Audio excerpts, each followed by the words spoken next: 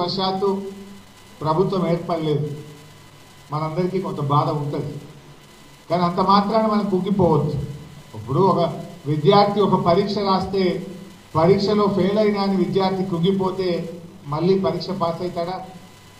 So అట్లే ఆ విద్యార్థి కష్టపడతాడు, తిరిగి బాగా చదువుకుంటాడు, విజయం సాధిస్తాడు.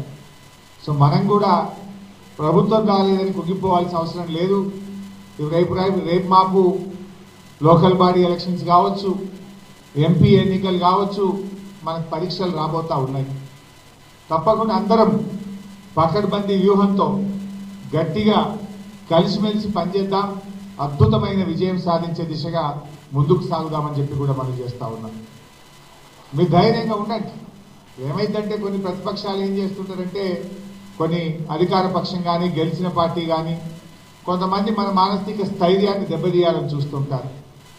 ఇటువంటి సమయంలో మనం ధైర్యంగా ఎదుర్కోవాలి, ఓపికగా నిలబడాలి, మనం గట్టిగా ముందుకు సాగాలి. వాళ్ళ ట్రాప్లో పడద్దు, ఎక్కడ కూడా కుంగిపోవాల్సిన అవసరం లేదు.